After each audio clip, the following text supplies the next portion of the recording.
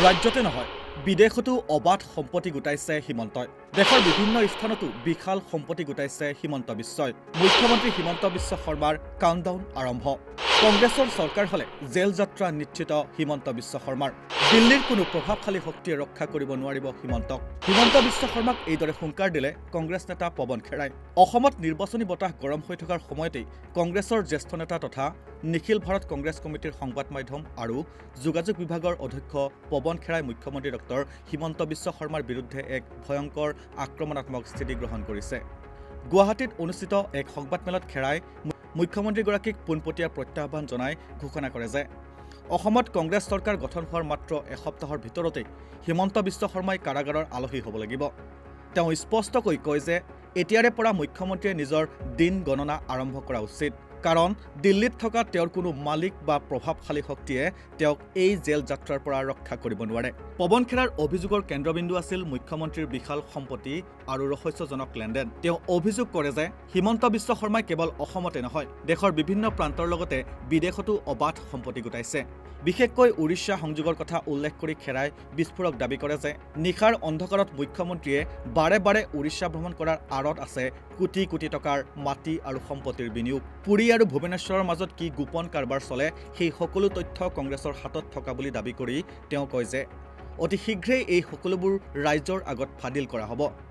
ओडिशा में जाकर कहां इन्वेस्टमेंट करते रहते हैं, हमें मालूम है आप कहां कहां जमीनें खरीद रहे हैं, हमें मालूम है आप असम के बाहर कहां कहां इन्वेस्टमेंट कर रहे हैं, हमें मालूम है इस देश के बाहर कहां कहां आप इन्वेस्टमेंट कर रहे हैं।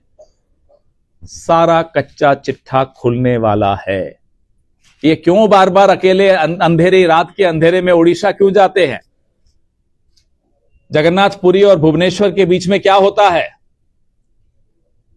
कुछ छिपने वाला नहीं है, सब कुछ बाहर आने वाला है। आपका परिवार हजारों बीघा जमीन पे कब्जा किया हुआ है।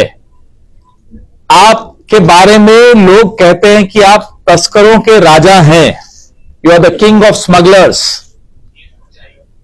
और आप 9,000 रुपए आसाम की महिलाओं के अकाउंट में डाल के आप सोचते हैं आप उनका वोट खरीद लेंगे, तो आप गलत सोचते हैं। और हिमंता बिस्वा शर्मा जानता है कि पाप का घड़ा जब भर जाता है तो वो फूट जाता है, फट जाता है।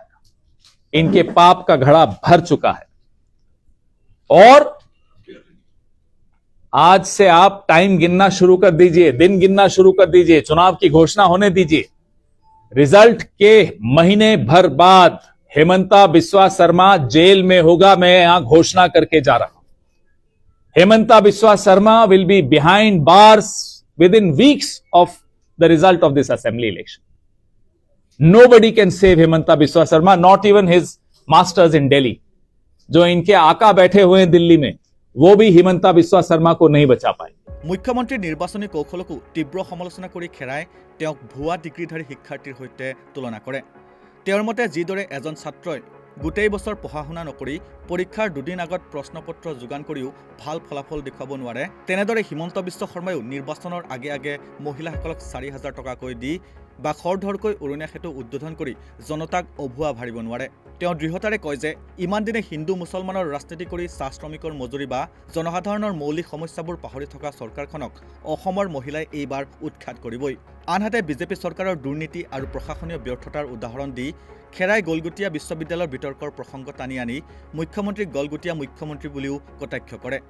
তেওঁৰ অভিযোগ অনুসৰি চৰকাৰে সামাজিক মাধ্যমত ভুৱা উন্নয়নৰ ছবি প্ৰচাৰ কৰিছে, অথচ আচলতে পথ সংযোগৰ ক্ষেত্ৰত অসম আজিও দেশৰ ভিতৰত পিছপৰা স্থানত আছে।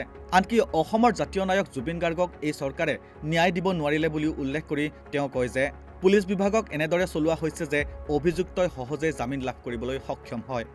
সংবাদমেলৰ শেষত খেৰাই হুংকাৰ দিয়ে যে বিজেপিৰ হাতত অসমৰ ভৱিষ্যত সুৰক্ষিত নহয়। ৰাইজৰ দলৰ সৈতে থকা মিত্ৰতাৰ সন্দৰ্ভত গৌৰৱ গগৈৰ অসম্পূৰ্ণ বাক্যৰ উদ্ধৃতি দি তেওঁ ইংগিত দিয়ে যে কংগ্ৰেছৰ যুঁজ এতিয়াও শেষ হোৱা নাই। আগন্তুক নিৰ্বাচনত চৰকাৰ সলনি হোৱাৰ লগে লগে হিমন্ত বিশ্ব শৰ্মাৰ বিৰুদ্ধে থকা দুৰ্নীতিৰ ফাইলসমূহ মুকলি হ'ব আৰু তেওঁৰ জেল যাত্ৰা ধ্ৰুৱ সত্য হৈ পৰিব বুলিও পৱন খেৰাই পুনৰবাৰ সকীয়াই দিয়ে। News desk report, north east নাও।